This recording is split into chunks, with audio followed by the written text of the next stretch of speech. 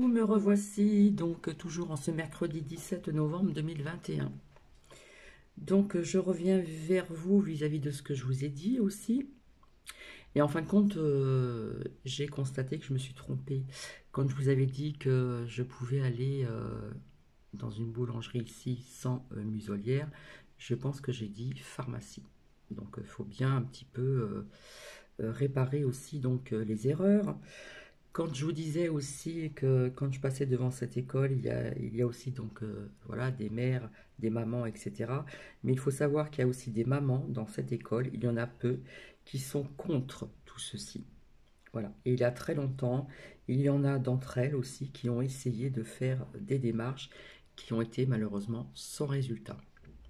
Des démarches qu'on disait dans certains, comment dire, dans certains sites, dans les réseaux sociaux, etc., sans résultat.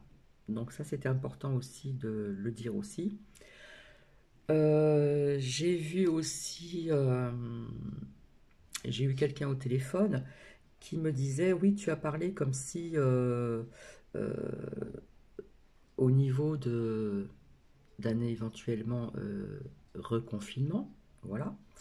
Et rappelez-vous ce que je vous ai dit. Je vous ai dit, s'il y a, je vois que ça ne durera pas longtemps. Donc j'ai envie de revenir plus tard pour faire parler des oracles, voir un petit peu ce que l'on va nous dire aussi. Voilà. Euh, voilà, je vous avais dit, s'il y a, ça ne durera pas longtemps, hein. Ça va encore soulever aussi des mouvements donc aussi donc en France. Alors, donc je viens vers vous là pour vous faire partager, donc ça va être très court, hein, je ne vais pas passer du temps dessus. Euh, le film c'est Et si Versailles m'était compté. Donc vers la fin donc, de ce film, quand il y a eu cette révolution via sous le règne de Louis XVI, donc nous avons aussi donc Édith Piaf qui chante, qui a la grille de Versailles, qui commence à enfoncer les grilles, etc. Et il y a aussi donc Annie Cordy qui était très jeune et qui chante aussi. Voilà. Il y a d'autres acteurs, mais il y a Jean Marais également, je pense, qui fait le personnage de Louis XIV, il me semble. Donc je vais vous passer juste un petit peu le début à écouter, et puis surtout comment dire, des phrases clés qui étaient sous nos yeux, et peut-être que nous sommes à passer à côté de ceci. Voilà. Euh, voilà, je vais faire focus sur des phrases clés, voilà. Parce que si je vous partage aussi des images, ça risque de ne pas passer. Voilà, comme j'ai essayé une fois, c'est pas passé du tout. Voilà, donc c'est un film qui ne date pas d'aujourd'hui. Donc voilà, je pense que je n'ai rien oublié. J'espère que vous m'entendez bien. Et puis je vais vous faire donc partager ça tout de suite. Je me suis préparé donc mon petit café. Voilà. Et donc je reviendrai ultérieurement pour voir un petit peu, comme je vous avais dit, qu'on apprendrait des bonnes et des mauvaises nouvelles. Donc je pense que ça fera partie des mauvaises nouvelles aussi. Euh, voilà, donc on verra ça ensemble plus tard. Donc nous allons commencer, si vous voulez bien rester avec moi. Donc je n'ai pas retenu le film entier parce qu'il utilise tellement de choses que si des fois ça dépasse un petit peu sur autre chose, c'est pas grave. Donc je vais déjà vous faire écouter déjà le début de ce film.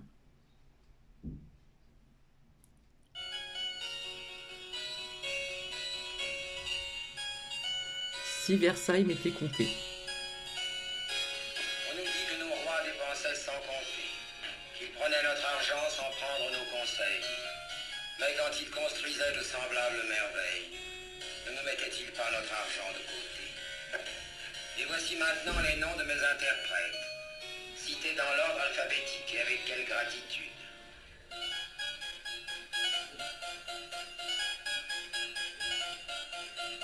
Voilà, je vais couper parce qu'ils font la présentation donc des acteurs et des actrices.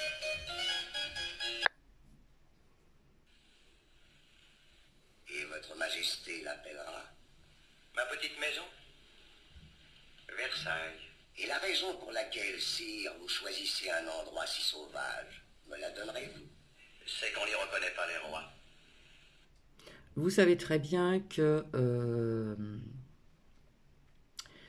le père de Louis XIV avait fait construire donc ce château qui s'appelle le château de Versailles, et qu'en fin de compte, ils ont agrandi ce château, donc aussi sous le règne de Louis XIV et de Louis XV. Et j'aimerais que Versailles fût un endroit secret, mystérieux, intime.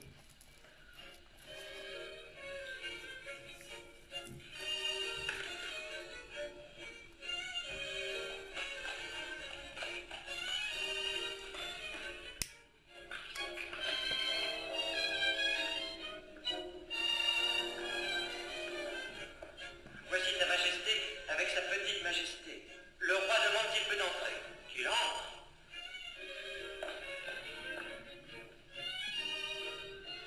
Messieurs, le roi.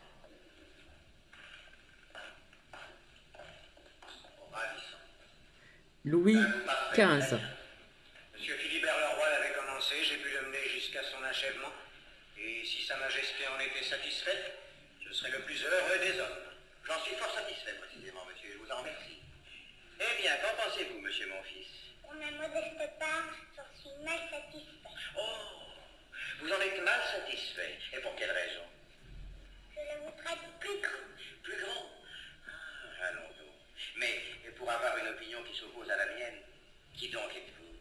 Je suis Louis XIV. Non, monsieur, pas encore. Et puisque vous trouvez ce château trop petit, eh bien, mais vous l'agrandirez plus tard. Mon père m'avait dit que je l'agrandirais. J'obéis à mon père, monsieur le cardinal. Vous voilà dispensé de toute remontrance. Et je vais d'ailleurs vous prier, monsieur Levaux, mon architecte, de bien vouloir vous inspirer des proportions qui sont indiquées ici. Ne perdez donc jamais de vue que le petit château qu'avait créé le roi mon père doit être pieusement conservé, respecté. Je veux seulement lui donner des ailes. Ce n'est là qu'un croquis. Veuillez considérer cependant qu'il est formel. Libre à vous pourtant de me soumettre par la suite telle modification de détails qui vous semblerait de nature à rehausser encore l'éclat de ce palais, que je veux qu'il soit le plus prestigieux du monde. Et vous savez, monsieur. Point d'indication pour vous, monsieur le nôtre. Contre le redoute, mais personne en vérité. Complot d'un collier. Qui nous? Nous, deux. Eh bien, et lui? Le roi? Tu ne t'en sortiras pas, mon ami, si tu continues à te mettre au même rang que lui. Tu veux faire un ménage à trois de l'aventure qui m'arrive. Mais c'est à moi qu'elle arrive. Mais non, mon pauvre ami, rien ne t'arrive à toi. Une maîtresse de Louis XIV. Gardons cette habitude de te mettre en lumière, alors précisément qu'on te voudrait dans l'ombre. À l'ombre. Non, non, dans l'ombre. Ah ça, mais le mari, ce me semble, a des droits. Non, monsieur, il est père quand l'amant de sa femme est le roi Louis XIV. Ah, vous entendre ma parole? On dirait que c'est vous que le roi a choisi. Et en une telle circonstance, il serait bon que vous eussiez un sens dont vous nous paraissez, hélas, bien dépourvu. Elle est bonne. C'est le sens historique. Dans 200 ans, dans 300 ans, vous jouerez dans l'aventure qu'un rôle très effacé de figurant. Or, je vais tenter d'en faire à l'heure actuelle le rôle principal. En vous mettant au premier plan, vous gâtez votre affaire. Soyez donc plus discret, monsieur. Vous n'êtes pas un cocu ordinaire. Montrez-vous digne enfin du sort qui vous échoit.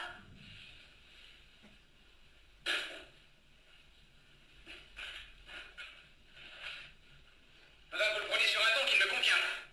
Et je ne quitterai pas Versailles sans m'être signalé par un éclat qui sera de nature à satisfaire ce goût que vous avez pour les faits historiques.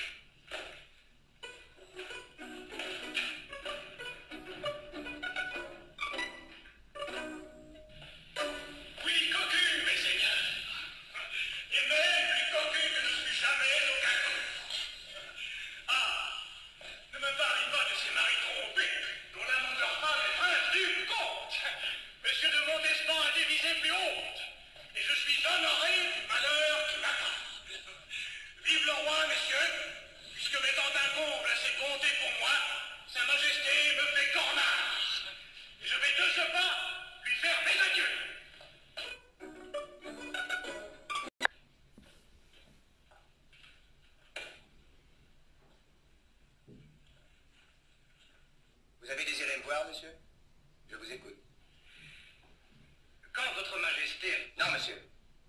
Vous le prenez sur un ton que le roi ne peut pas admettre.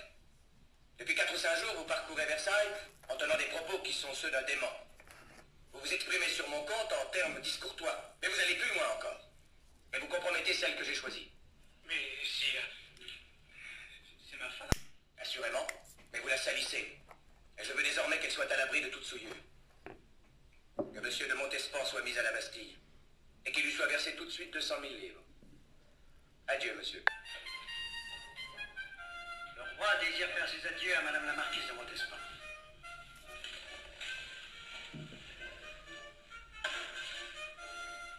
Le roi désire faire ses adieux à sa majesté la reine. La qualité de conquérant est le plus noble et le plus élevé des titres. Et le métier de roi est délicieux.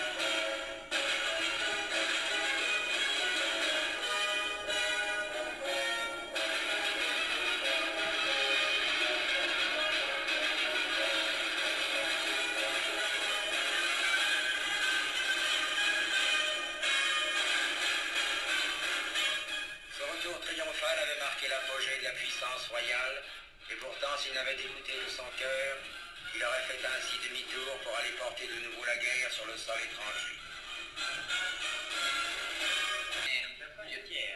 Le Bercantier, lieutenant du roi, prétend se dispenser de venir à l'ordre. J'espère que le roi n'approuve pas le procédé de monsieur de Bercantier, car jamais on n'a fait pendre les armes dans une citadelle sans avertir au moins celui qui la commande. Il est doux de mourir pour votre majesté. Mais il n'est pas admissible qu'on fasse sortir des soldats de prison sans que celui qui commande en soit avisé.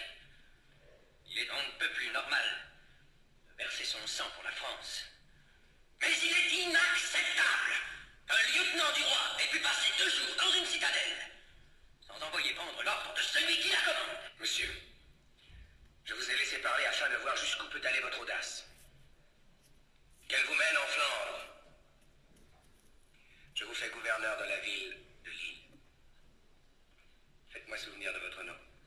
Charles de Batz, capitaine-lieutenant de la première compagnie des mousquetaires. Peut-être plus connu sous le nom de d'Artagnan.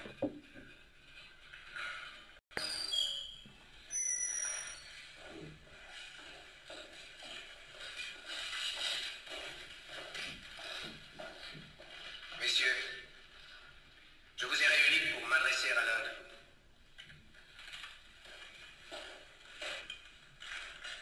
Et puisque le destin me pousse à reprendre les armes, Henri de la Tour d'Auvergne, vicomte de Turenne, je vous fais maréchal de France. Et je vous donne la collade.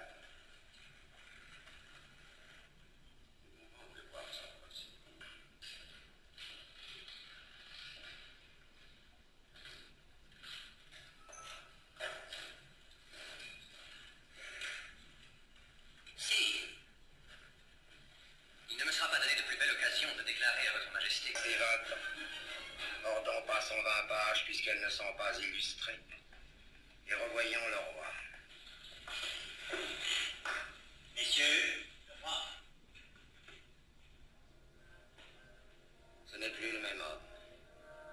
Ses traits s'étaient alourdis, empâtés, mais ce qu'il y avait en lui de majesté hautaine, à vrai dire, n'en souffrait pas.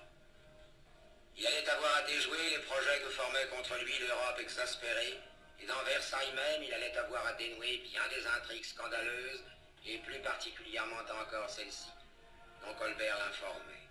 Madame de Brinvilliers, célèbre empoisonneuse, hélas, faisait école, et la voisin commençait à faire parler d'elle. Les dames de la cour se l'arrachaient littéralement. Elle la priait d'abord de leur dire l'avenir, et finalement, elle lui demandait de les débarrasser d'un père ou d'un mari.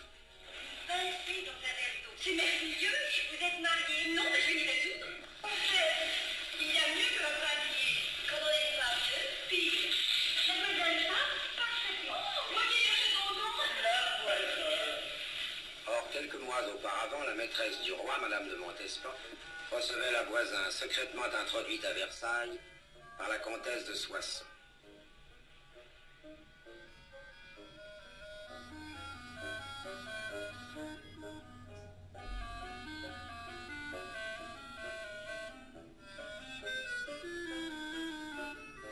Le prétexte était tout trouvé. Soin du visage, huile de macassar et crème de beauté. Mais bientôt les voilà qui parlent à voix basse. Et l'on ne parvient pas à percevoir les mots qu'elles prononcent. Mais à leurs gestes, à leurs regards assez atroces, on devine qu'une infamie se trame. Et certains mots, en s'approchant de ces trois parcs, parviennent aux oreilles. Je vais vous l'attacher, je ne vois pas d'autre moyen. C'est une poudre blanche, sans parfum, sans saveur, absolument inoffensive. Quant à rides, poussière de taupe desséchée et du sang de chauve-souris. C'est une poudre pour l'amour. 2 fois par jour, vous en donnez un dé à poudre dans n'importe quel breuvage. Et si plus tard, sait-on jamais... Oh, n'envisagez donc pas cela. Pourquoi n'en pas dire de nous? Dites, je vous en prie. La comtesse veut sans doute parler de nos cérémonies intimes appelées messes noires, qui font merveille en certains cas. Non, je voulais parler de l'autre poudre blanche. Celle-là ne saurait convenir à Madame de Montespan. C'est une poudre qui supprime, sans laisser de traces, ceux qui nous semblent être de trop, ceux qui nuisent à notre bonheur dont nous avons à nous venger, ceux ou celles, enfin, dont la mort nous semble nécessaire. Nous l'appelons cette poudre-là poudre à succession, mais encore une fois, nous n'en avons que faire ici. Alors, parlons des messes noires. Oh, ça, avec plaisir. Mais qu'est-ce que c'est exactement une messe noire? C'est une horreur, sire. Une monstruosité. La femme qui s'y prête est allongée, nue, et son ventre servant d'autel. Une messe est dite, au cours de laquelle un enfant est égorgé, dont le sang est recueilli dans un calice, et votre majesté me dispense d'en dire davantage. Je ne vous écoutais plus depuis quelques instants. Il faut faire cesser de pareilles pratiques, et par tous les moyens. Assurément, sire, mais qu'il me soit permis de faire observer à votre majesté que la plus dangereuse de ces sorcières, la plus coupable aussi, empoisonneuse, sacrilège, appelée la voisin, se flatte effrontément d'avoir pour cliente, c'est le mot qu'elle emploie, des personnes du plus haut rang. Eh bien, mais qu'il soit constitué immédiatement une nouvelle chambre ardente. Qu'elle soit composée avec discernement, et que vous en soyez le maître absolu. Dès lors, je puis vous commander de faire justice exacte, sans aucune distinction de personne ni de sexe.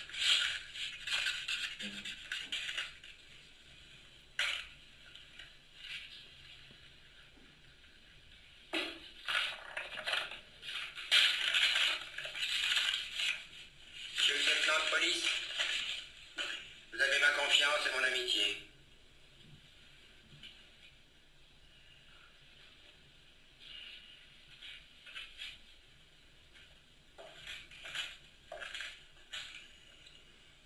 Avait provoqué le plus grand scandale qu'on ait jamais connu et qui portera dans l'histoire ce nom exécrable, l'affaire des poisons, affaire qui ne dura pas moins de 30 années. Or, le roi Louis XIV allait en être l'artisan involontaire, ayant jeté son dévolu sur mademoiselle de Fontanges. Entrez, mademoiselle.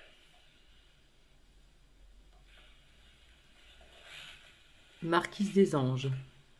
Cette nuit, je suis désormais davantage. Triste fin.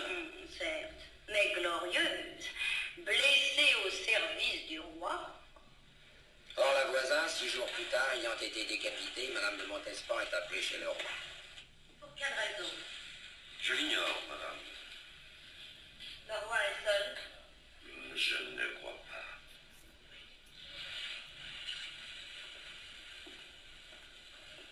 Vous la croyez coupable? Madame de Montespan, non. Non, je ne la crois coupable de rien, mais je la crois capable de tout.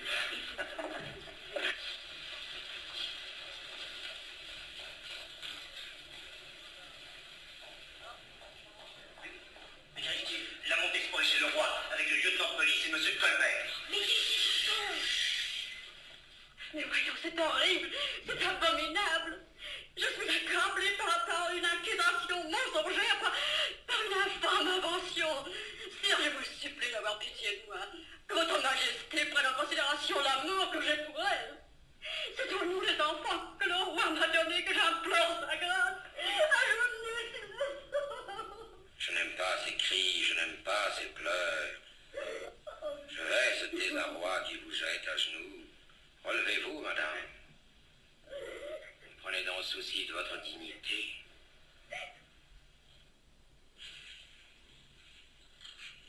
Vous êtes accusé d'avoir perdu au jeu 200 000 écus le 20 septembre.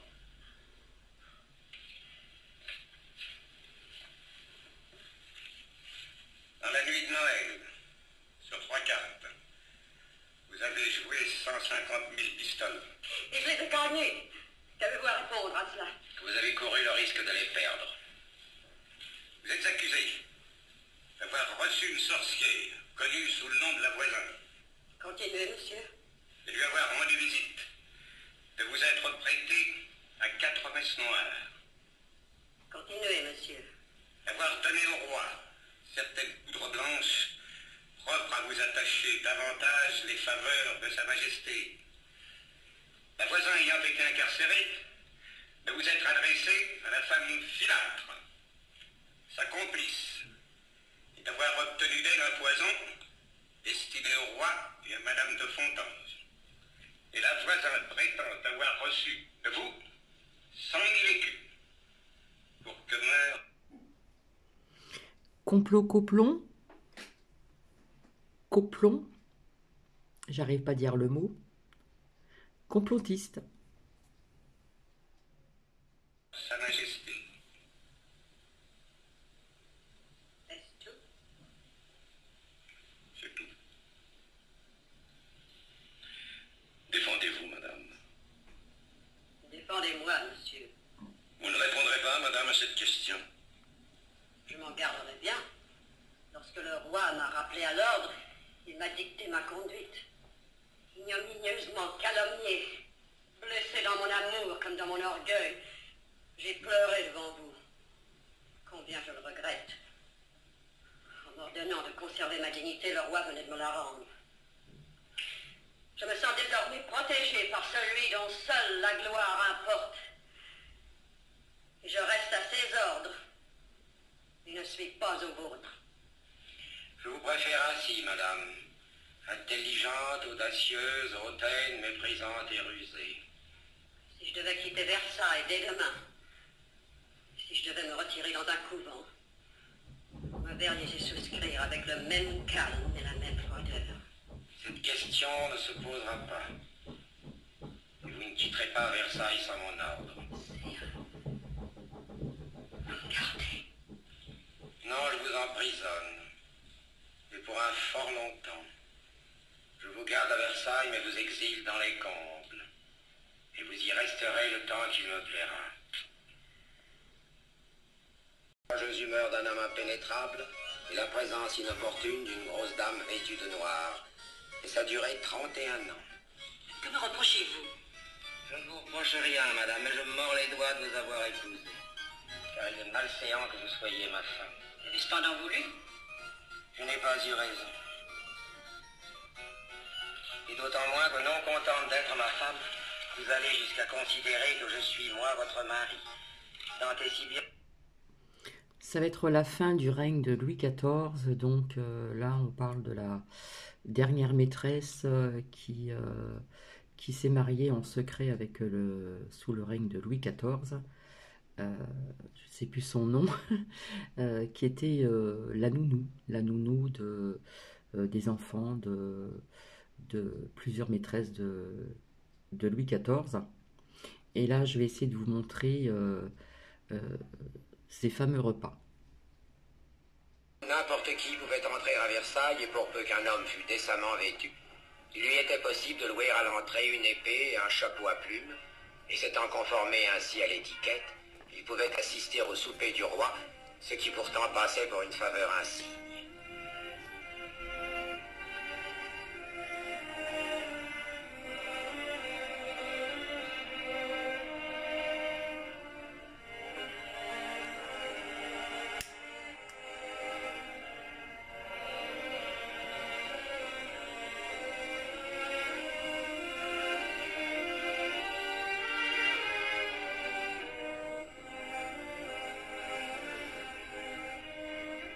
Or, tous ces hommes qui l'observaient ne bronchaient pas.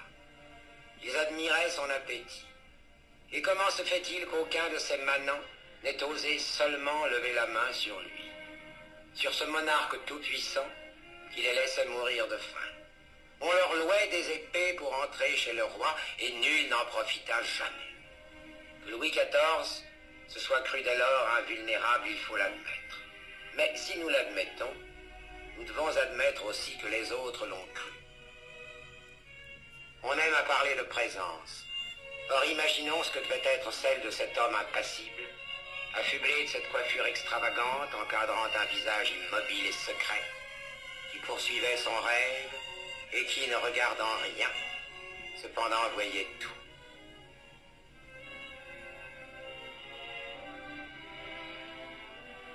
C'était l'époque où de toutes parts s'annonçait le déclin du grand roi. À dater de ce jour, une force aveugle et destructive allait couver pendant 100 ans. Cette force, elle est née à Versailles, en 1689, dans les yeux d'un homme du peuple, convaincu qu'il était entré là par hasard. Le roi le vit, et dans ce regard fixé sur lui, sans haine aucune, peut-être a-t-il pu déchiffrer l'implacable arrêt du destin.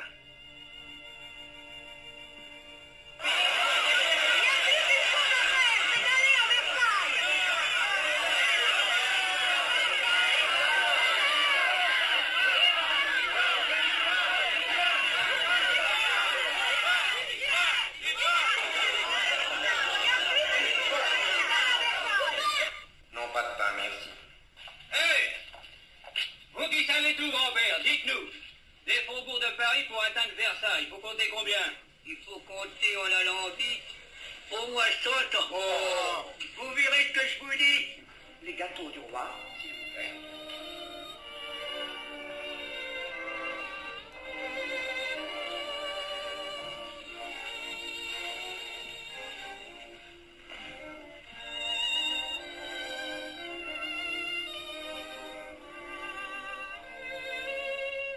Sire, voyez ce peuple que vous mettez au désespoir, on leur arrache. Vous manquez vous-même d'argent. Il en manquait même à tel point qu'il fit porter à la monnaie la plus grande partie de sa vaisselle d'or et d'argent.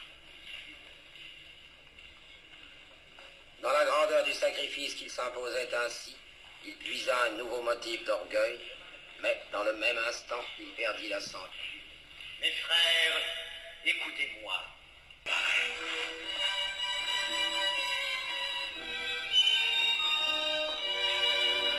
Messieurs mes courtisans, entrez, entrez, entrez. J'ai désiré vous voir à mon heure dernière et vous dire pardon des mauvais exemples que je vous ai donnés.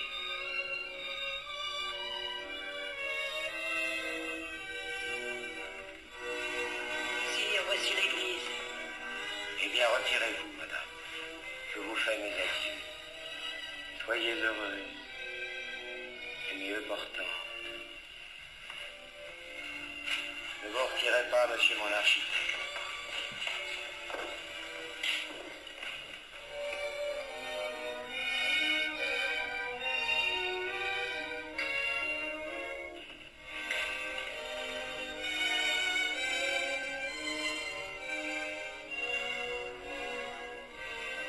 Que ce nouveau salon ait 18 mètres, au moins. moins sur 13, mais qu'en hauteur il n'est pas plus de 11 mètres.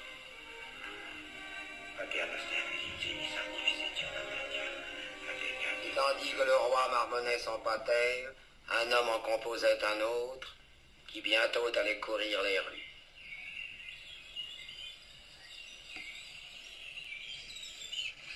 Venez. Venez. Tous, allez, venez. Allez, allez.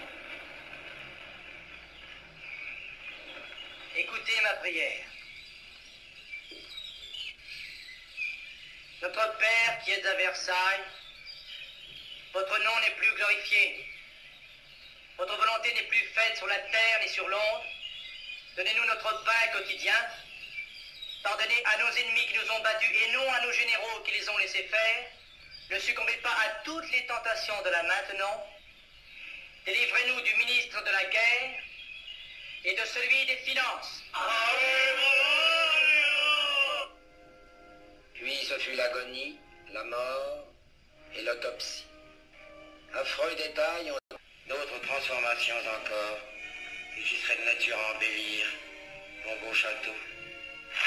Ainsi, en 30 ans, j'aurais donc fait la guerre. Et pour construire Versailles, il m'a fallu 30 ans. Que reste-t-il de tout cela? Versailles.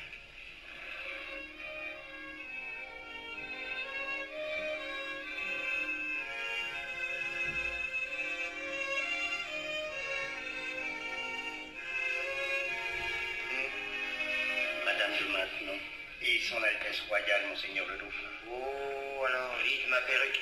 Et surtout que l'enfant ne me regarde pas. Vous-même éloignez-vous, monsieur. Ce n'est pas beau à voir.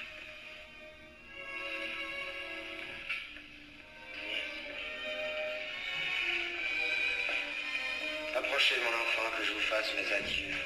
Depuis la mort du grand dauphin, 4 dauphins, ses successeurs s'étaient éteints. Et des 18 enfants qu'il avait faits à ses maîtresses et à la reine, il ne lui restait plus qu'un arrière-petit-fils, Louis XV tout à l'heure. Vous allez être un grand roi. Ne m'imitez pas dans ce goût que j'ai eu pour les bâtiments et pour la guerre. Et tâchez de soulager vos peuples, parce que je suis assez malheureux pour n'avoir pas su faire. Venez, que je vous embrasse et que je vous bénisse. Je ne veux pas que plus tard il abîme Versailles. Voltaire et Fragonard. Sous le règne de Louis XV. Chez vous, l'avant. Oh, mais non, monsieur, mais non. Et je ne me fais guère d'illusions à mon sujet. Et j'ai plus confiance en vous qu'en moi-même. Et je pense que votre Majesté est modeste à son égard. N'eussiez-vous fait qu'une chose, expulser les jésuites, que cela suffirait à justifier notre... Vous savez? Oh non, je ne suis là que depuis ce matin et ma livrée est un peu courte. Oui, Jacques Damien. Seulement l'attentat, ce serait papa qui le commettrait. Et il ne s'agirait pas d'une vraie blessure. Il y aurait tout de même une blessure. Oh, madame, oui, bien entendu. Mais minuscule. Faite avec la petite lame de mon couteau. En somme, ce serait un petit coup de canif entre la 4e et la 5e côte. À droite, ça va sans dire. 3 gouttes de sang. Seulement tout de suite, oh mon Dieu, mais quelle horreur, un attentat, on a voulu tuer le roi, quelle infamie, prions le bon Dieu. Et de nouveau, voilà le roi qui redevient le bien-aimé. L'idée n'est pas du tout mauvaise aussi. Seulement, si papa devait faire une chose pareille, il faudrait qu'il soit sûr de ne pas être condamné à mort. Soyez sans crainte. Et même, je m'engage à défendre qu'on lui fasse le moindre mal. Oh, que papa va être heureux. Je vais lui porter la bonne nouvelle. Vive le roi! Vive le roi! Quelle belle exclamation pour un régicide. Mais qu'est-ce que tout cela veut dire et pourquoi lui avez-vous répondu de cette façon? Parce qu'il ne faut jamais contrarier les fous. Or, 4 jours plus tard, Damien blessait le roi d'un petit coup de canif entre la 4e et la 5e côte, à la suite de quoi il fut écartelé. De nouveau, voilà Versailles déserté qui se rendort. Mais 20 années plus tard, et pour la dernière fois, Versailles devait sortir de sa torpeur à l'avènement du roi Louis XVI. Cet avènement fut accueilli par la France entière plus que sympathiquement. La reine Marie-Antoinette et Louis XVI jouissaient de la meilleure réputation qui soit. La reine était inattaquable, elle était jeune, elle était belle, et lui de son côté passait pour vertueux. Après le règne licencieux du roi Louis XV, il n'en fallait pas davantage pour gagner la confiance, l'estime et le respect de tout un peuple. Lorsque l'on sut plus tard... Alors, il faut savoir aussi que sous le règne de Louis XVI et Marie-Antoinette, eh bien, il y a eu un sosie de Marie-Antoinette pour une fameuse histoire de collier avec, il me semble, un cardinal. Donc, on parlait déjà de sosie. Marie-Antoinette avait un sosie. Nous avons bien plus besoin d'un vaisseau que d'un collier. N'empêche qu'elle en meurt d'envie, pensait Bassange, tandis que Baumère se proposait de revenir à la charge, mais cette fois par l'intermédiaire de Madame de la Motte, et ils allèrent lui en parler. Et dès lors, ce collier va devenir le personnage central de cette aventure incroyable et racontée ici dans ses détails exacts. Une incroyable coïncidence allait permettre à Madame de la Motte de réaliser les prédictions de Cagliostro. Une jeune modiste du nom de Nicole Le Guay ressemblait à la reine au point de s'y méprendre. C'était une trouvaille de Monsieur de la Motte.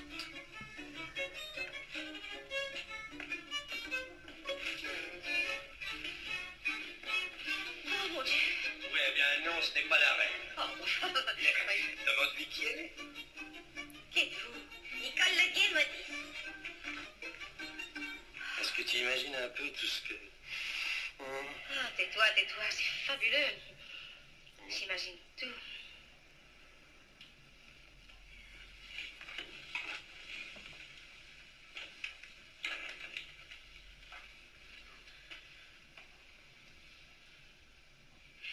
On a dû vous dire que vous ressembliez à la reine d'une manière hallucinante. Ah, on me l'a dit, madame, au moins 100 000 fois.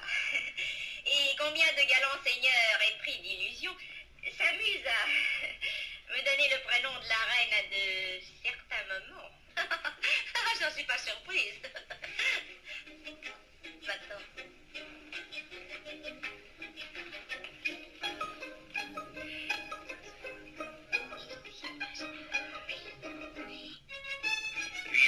Eut lieu cette rencontre inouïe de Marie-Antoinette Nicole et du cardinal de Rohan. Rétaux de Villette, autre canaille, accompagnait le cardinal, tandis que Nicole Le Guay, identique à la reine, habillée à ravir, perruquée à souhait et entourée par le comte et la comtesse de la Motte, se rendait à l'endroit fixé, une rose à la main, et se disant à chaque pas « J'ai grande allure, j'ai grande allure ». Un clair de lune ponctuel lui-même au rendez-vous. Observez qu'aujourd'hui, elle devait vous faire un versement de 400 000 livres. Oui. L'a-t-elle fait? Non. Parce que pour elle, vous êtes là, et elle sait qu'elle peut s'appuyer sur vous. C'est merveilleux. Mensonge, mensonge. Je peux vous assurer qu'il n'y a peut-être pas 2 hommes à la cour avec qui elle agirait ainsi. Tout parfait. Oui. Alors, les hommes que vous êtes, monsieur le cardinal. C'est ainsi, pas autrement, que Versailles et la cour en furent informés.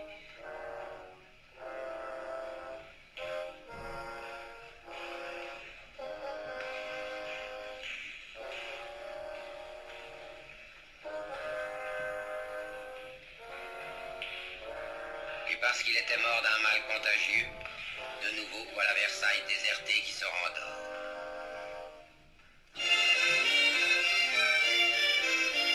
Mais vint-elle... Eh bien... Eh bien, rideau. Moi, déjà, ça vous va très mal. Oh! Hein? Une maison de campagne, 4 chevaux, de belles voitures, un solitaire. Regarde celui-là. Ah bah oui, c'est vrai. Mais tout va se gâter. Le vendredi suivant, leur majesté donne une grande fête au petit Trianon. Et la reine est éblouissante, mais hélas, et pour cause, elle n'a pas au cou son collier de confiance.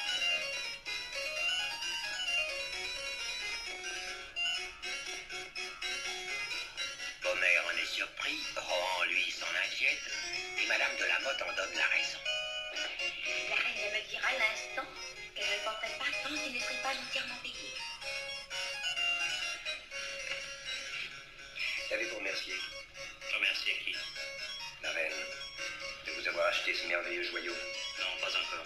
Il faut le faire. Il faut le faire absolument. Croyez-vous? J'en suis sûr. Mais j'ai 2 mots à dire à quelqu'un, pardonnez-moi.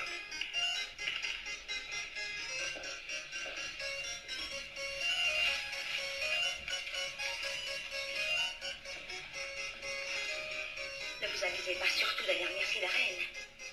Car vous provoqueriez le plus grand des scandales. Je vous confie un secret terrible. Le prince de Rohan est tombé dans un piège, oui. La signature de la reine qui garantit au cardinal le...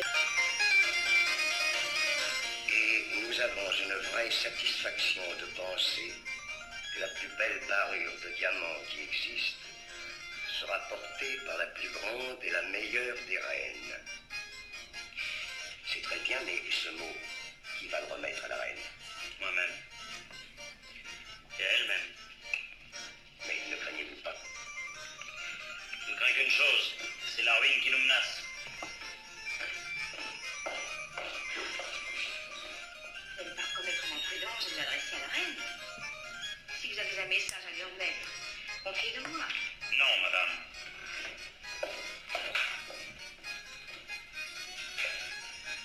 Nous sommes tous perdus. Hormis les diamants.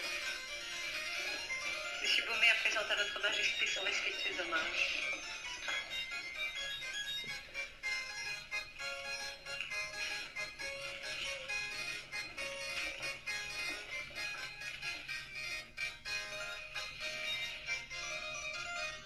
Outragée par cette lettre dont elle se demandait si c'était un chantage ou bien une plaisanterie, la reine fit ce geste inconsidéré, nerveux, fatal, qui devait laisser toujours planer un doute affreux sur cette affaire. Doute que par la suite exploiteront les ennemis de la reine acharnés à sa perte. À quoi jouez-vous, mesdames? À la devinette qu'on brûle. Je dirais, the next sentence, Your Majesty.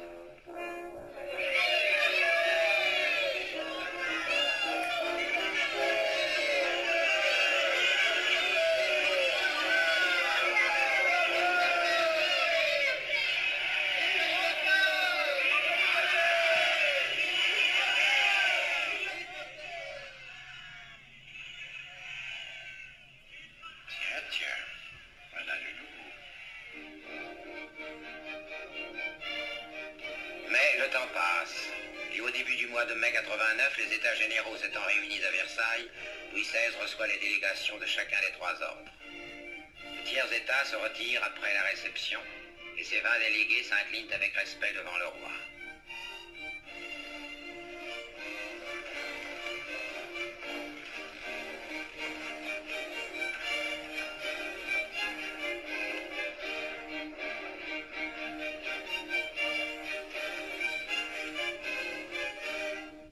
Mais voilà que l'un d'eux revient sur ses pas, à laquelle lui barre la route, mais il s'obstine.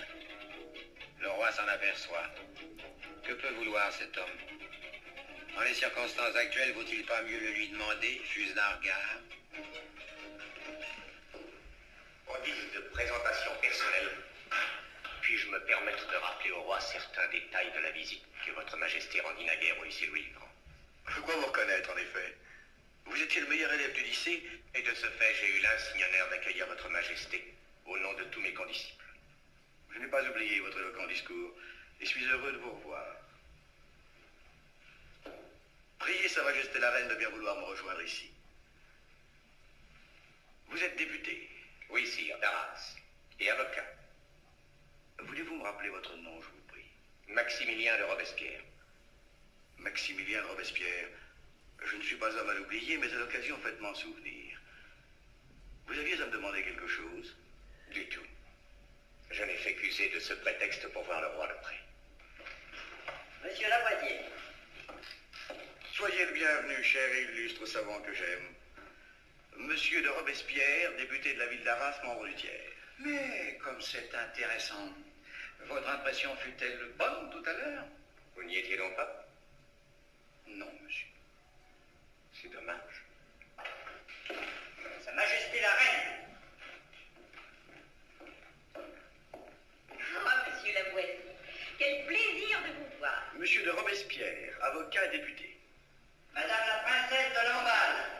J'ai prié mon ami qui se trouvait chez moi. Allez, la bienvenue.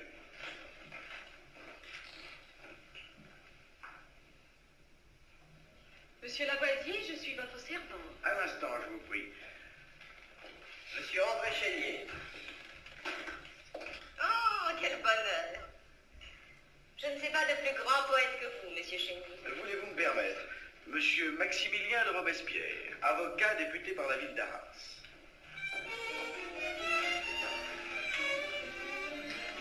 Encore qu'il s'y soit fait incarcérer volontairement. Et si je vous disais que depuis plus d'un an, par mesure d'économie, j'envisage précisément la démolition? Je n'en serais pas surpris. Et voici le projet d'une place Louis XVI, dessiné par Corbet.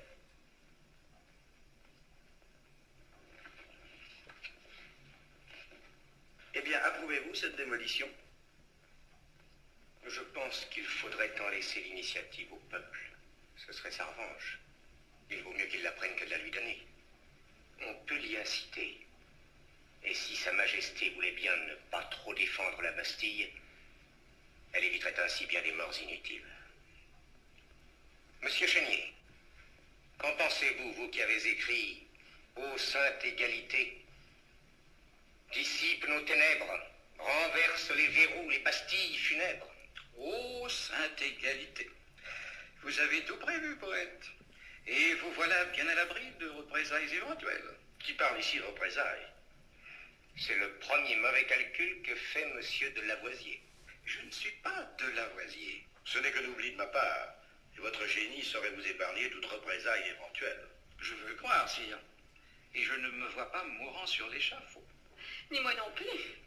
Ni moi. Ni moi. Ni moi. Ni moi non plus d'ailleurs. Et pourtant, tous les 6, ils devaient y passer. 1, 2, 3, 4, 5 et 6. Écoutez ça. Écoutez ça. Oh, c'est maintenant toute la vérité. À cette époque, offrir un collier de diamants qui valait 30 millions. Ou 35. Ou 40. Qui lui a donné? Sauce fait voir, probablement. Elles sont certaines, vous y êtes pas. Il y a longtemps que c'est fini entre eux. Assuré. Bien sûr. Eh ben, on va assez. Eh ben, t'as raison, c'en est trop. Et si ce n'est pas vous autres qui donnez l'exemple, c'est nous, les femmes. Vous entendez, qui vous le donneront. Henriette, Zoé, Julie, et la Beaupré, la Merla, et la Chouette, et toutes les tricoteuses. Et vous aussi, espèce de feignants. C'est ça. Oui, à Versailles. Pour les femmes. On a une qui est courageuse. Allez, descends. Mais pourquoi es-tu en me regardant, hein, grande saucisse? Parce que généralement, t'es plutôt une farceuse. Méfiez-vous des farceurs quand ils deviennent sérieux. Clotilde, Émérantine et toutes les tricoteuses, en route pour Versailles. Et Maristo à la lanterne.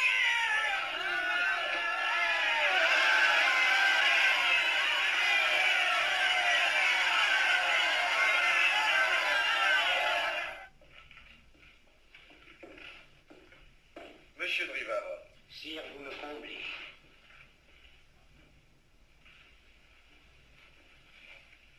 j'ai désiré vous voir pour la raison que depuis quelques semaines me reviennent aux oreilles des mots d'esprit qui sont de vous et qui sont fort désobligeants pour moi. Sire, on m'en attribue dont je n'aimerais pas être l'auteur. Laissons pour aujourd'hui votre esprit de côté. C'était lui demander l'impossible.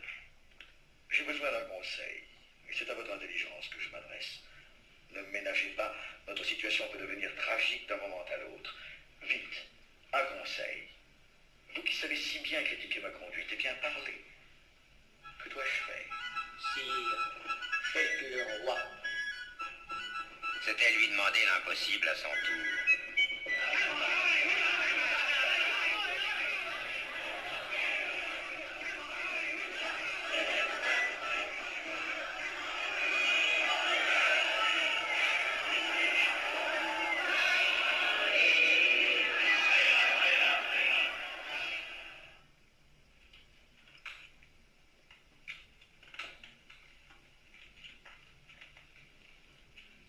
Sire, voilà 100 ans que le peuple a quitté les faubourgs de Paris pour venir à Versailles. Sire, voilà 100 ans que vos peuples sont là, Voilà 100 ans qu'ils se détachent de la France et qu'ils n'ont plus de goût pour les métiers qu'ils font. Or, c'est précisément cette désaffection qui me paraît si grave. L'ouvrier n'achève pas son travail. Il dit « Oh, ça ira ». Le paysan répond « Ça ira, ça ira ». À force de dire « ça ira », je crains qu'un jour il ne le chante. Ça ira, ça ira, ça ira. Il arrive qu'on rencontre quelque chose de si impressionnant qu'on en reste bouche bée. Ça ira, ça ira, ça ira.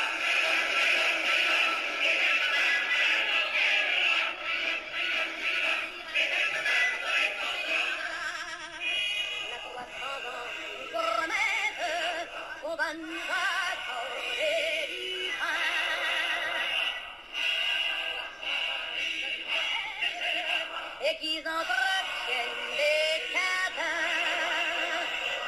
La 300 ans qu'on nous écrase, assez de mensonges et de phrases, on ne veut plus mourir de faim.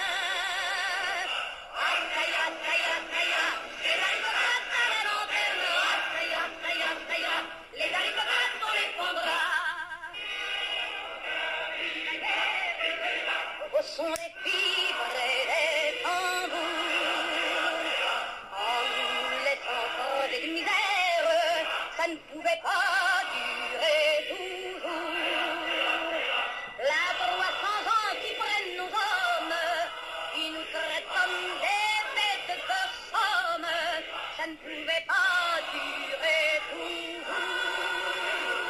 Ah, ça ira, ça ira, ça ira, les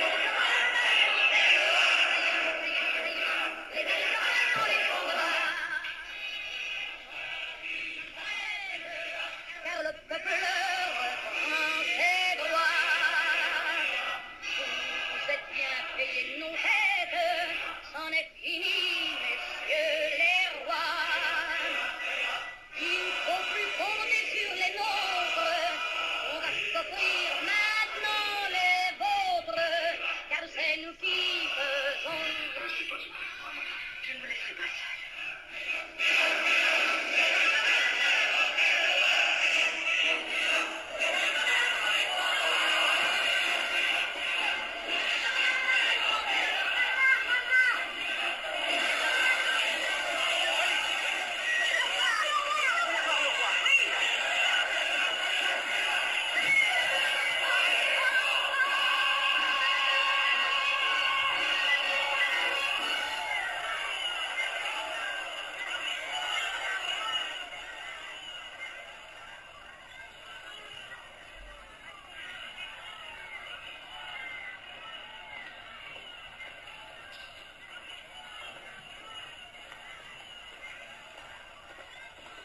Et où nous emmenez-vous?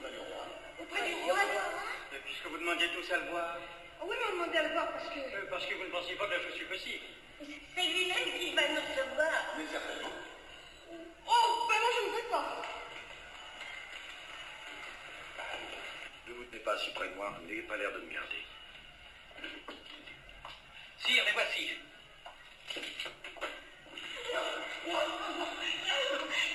Toi, moi j'ai trop peur. Je ne veux pas.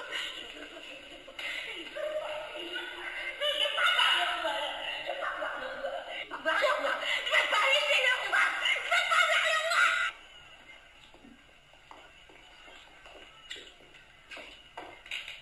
Entrez, mademoiselle. Faites la révérence. Laissez-la donc tranquille.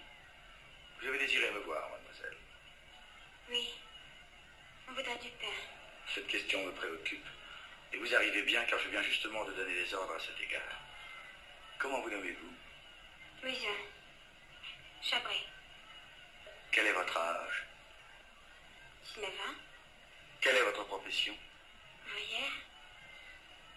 Vous direz à ceux qui vous accompagnent que le roi leur demande encore un peu de patience et qu'ils auront bientôt satisfaction. Vous voulez bien le faire? Oui, Vous avez confiance en moi? oui, Tout à fait. oui.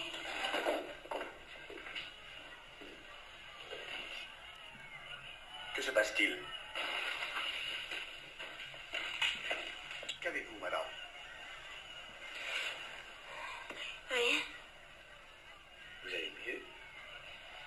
beaucoup mieux. Sire, merci. Vite, qu'on lui donne à boire. Oui. T'as bien l'armée de faire ça il y a 300 ans. T'as dû la faire foutre en prison, à moins qu'il l'ait mise dans son lit. Il en serait bien capable.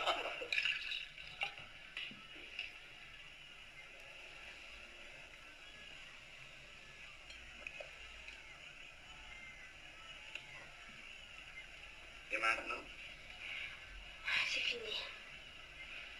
qu'on la conduise.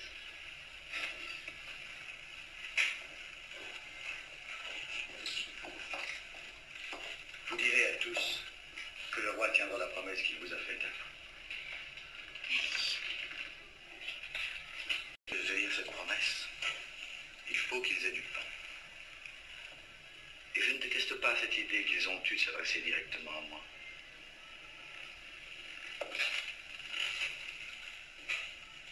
Vous voyez bien qu'il n'est au courant de rien.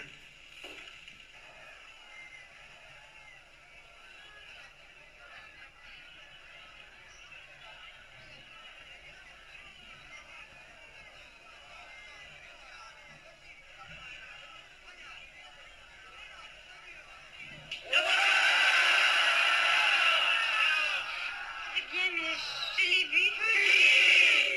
Le roi lui-même. T'as parlé? Mais oui. Il t'a pas insulté? Mais non, bien au contraire. Mais qu'est-ce qu'il t'a fait? Il m'a donné à boire. Elle fait saouler avec le Anjou. Faites votre choix, citoyen. Vin de Champagne et d'Angoumois, vin des Charentes et de Bourgogne. S'il est permis de faire son choix, moi je choisirai la patronne. Silence! Nous mettons en vente aujourd'hui le mobilier de l'Autrichienne. La salope! Nous sommes d'accord. Voici le canapé, les fauteuils et les chaises de la femme du gros cochon.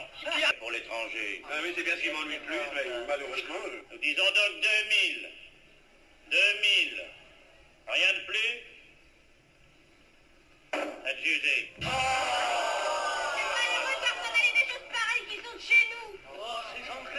Comment allez-vous les emporter? Oh, j'ai un bateau là qui m'attend. Il avait préparé son coup. Vous savez, j'ai l'impression qu'il ne faudrait pas qu'on fasse trop de bêtises en ce moment. Même la duchesse, même la baronne, videz votre verre à la santé d'une jeune personne qui s'appelle la liberté.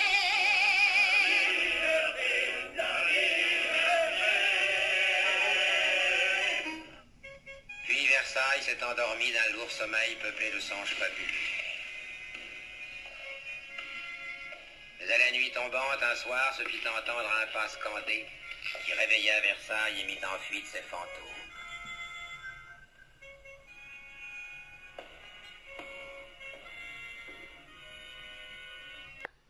Donc, vous connaissez la suite, Bonaparte, etc., etc., etc. Et en fin de compte, que ça soit d'un côté ou de l'autre, les choses n'ont pas trop évolué. Un petit peu, puis après on essaye de restreindre tout ceci.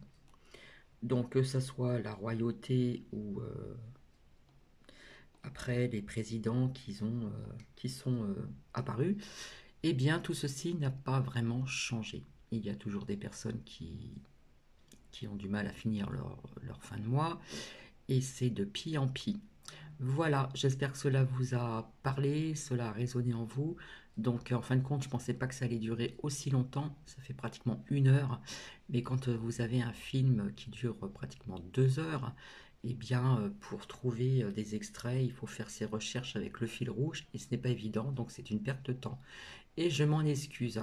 Je vous dis à très bientôt, je vous embrasse. Merci.